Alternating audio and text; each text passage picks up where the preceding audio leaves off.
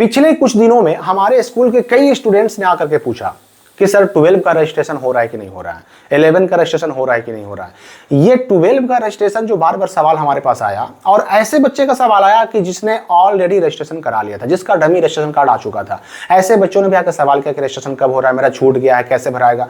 तो इस वजह से एक सवाल जो बच्चों के मन में था, मुझे आइडिया लगा कि ये काफी सारे बच्चों के मन में होगा। आखिर जो ये 12 में और 11th में, क्योंकि इंटर 2 वर्षों का होता है, 1 साल बच्चों को पढ़ना होता है 11th क्लास में, 1 साल पढ़ना होता है 12th क्लास में, तो ये 11 और 12 क्लास क्या दोनों में अलग अलग एडमिशन होता है? क्या 11 और 12 क्लास दोनों में अलग अलग रजिस्ट्रेशन होता है? 11th रजिस्ट्रेशन और 12 रजिस्ट्रेशन क्या हमें अलग अलग कराना पड़ेगा? 11th एडमिशन और 12 एडमिशन क्या अलग अलग कराना पड़ेगा? इस बात को क्लियर करना जरूरी लगा मुझे, और इसी बात को मैं स्पष्ट करने वाला हूं इस वीडियो में। देखिए, इंटर बिहार बोर्ड से अगर आप इंटर करना चाहते हैं तो उसके लिए सिंपली जो प्रक्रिया है उसमें क्या होता है कि सबसे पहले 11th क्लास में एडमिशन होता है। 11th क्लास में जो एडमिशन होता है वह बिहार बोर्ड के थ्रू होता है। बिहार बोर्ड ने उसके लिए OFSS के नाम से पोर्टल बनाया हुआ है, उस पर बच्चे ऑनलाइन करते हैं। ऑनलाइन करने के बाद जो है उनका नाम आता है, मेरिट लिस्ट जारी होता है, तब जाकर एडमिशन होता है।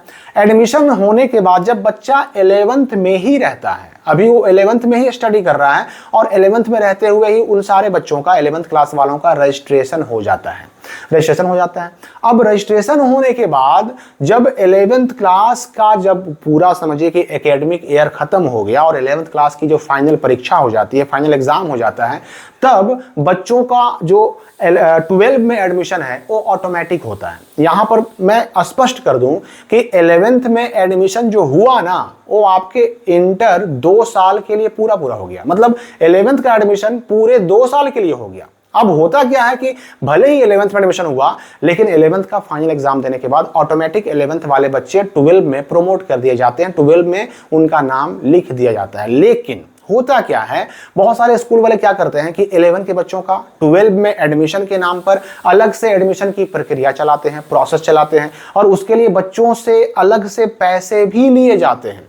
अगर 11 से 12 में जाने के लिए आपको 12 का एनुअल फी लिया जा रहा है, सालाना वार्षिक शुल्क लिया जा रहा है, तब तो दिक्कत नहीं है, क्योंकि सरकारी स्कूलों में भी 11 पूरे साल का एक फी होता है, 12 भी पूरे साल का एक फी होता है जो हर एक बच्चे को चुकाना होता है। तो 11th में तो एडमिशन के टाइम पर ही, एडमिशन कराते समय ही आपका 11th का पूरे साल का फी ले लिया गया, 11 क्लियर हो गया।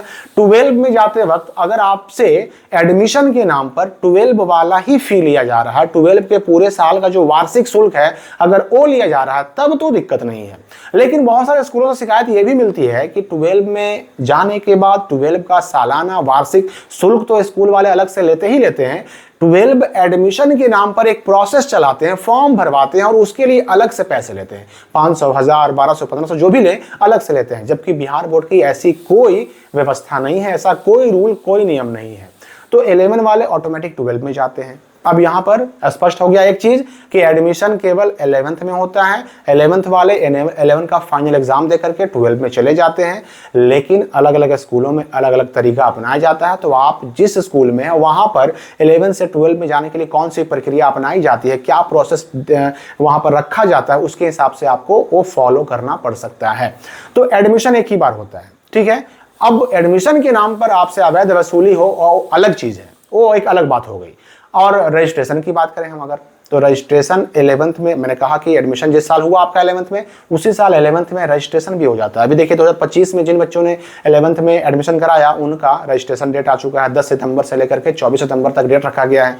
तो 11th में रहते हुए रजिस्ट्रेशन तो हो जाएगा। अब जिन बच्चों ने 11th में रहते हुए रजिस्ट्रेशन नहीं कराया, उनको 12 में जाने के बाद ऐसे बच्चों को एक मौका मिलता है फिर से रजिस्ट्रेशन कराने का।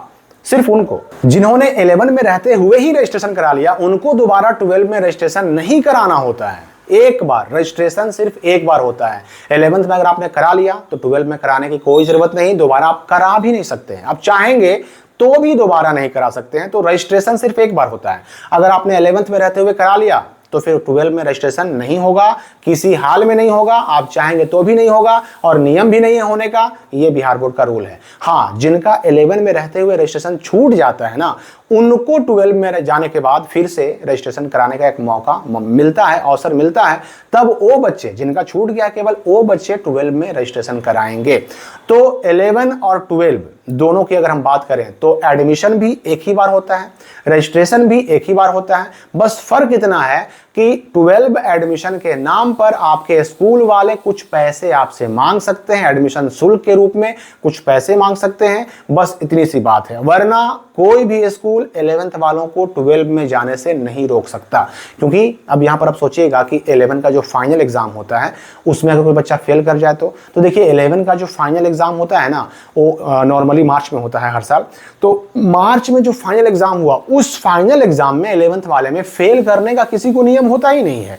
सभी बच्चों को अगले क्लास में प्रमोट करने का नियम होता है। तो फेल जब किसी को करना ही नहीं है तो 11th वालों को 11th में रोकने का कोई तुक ही नहीं बनता, कोई कारण ही नहीं बनता। तो ये मत सोचिए, हर एक बच्चा जो 11th में है वो 12 में जाएगा ही जाएगा, उसके स्कूल वाले कुछ भी कर लें वो 12 में जाएगा ही जाएगा। हाँ, यहां पर मैं ये भी स्पष्ट कर दूं कि स्कूल वालों को चूंकि बहुत सारे अधिकार दिए गए हैं, अगर आपका अटेंडेंस नहीं होता है, आपकी उपस्थिति कम रहती है, तो स्कूल वाले आपको भाई रजिस्ट्रेशन कराने से रोक सकते हैं, एग्जाम फॉर्म भरने से रोक सकते हैं, ये उनके पास अधिकार है। तो समझ लीजिए कि एडमिशन एक बार 11th में, वही बच्चा फिर चल जाएगा 12 में, रजिस्ट्रेशन हो जाएगा 11th में, अगर 11th में आपने नहीं कराया तो होगा 12 में। 12 में जाने के बाद जिनका रजिस्ट्रेशन होगा, चाहे 11th में रहते हुए हो या 12 में आने के बाद छूटा हुआ रजिस्ट्रेशन डेट आने के बाद रजिस्ट्रेशन कराए हो, 12 में आने के बाद उनका भराता है एग्जामिनेशन फॉर्म, और एग्जामिनेशन फॉर्म 2026 वालों का भराने वाला है जो सितंबर महीने में ही शुरू होने जा रहा है। तो इस वीडियो के लिए फिलहाल इतना ही। 12 admission, 11th admission, 12 registration, 11 registration से जुड़े हुए जो जितने भी डाउट थे सारे मैंने क्लियर कर दिया। और भी अगर कोई डाउट हो तो कमेंट में पूछ सकते हैं। हम मिलेंगे अगली वीडियो में नए अपडेट के साथ।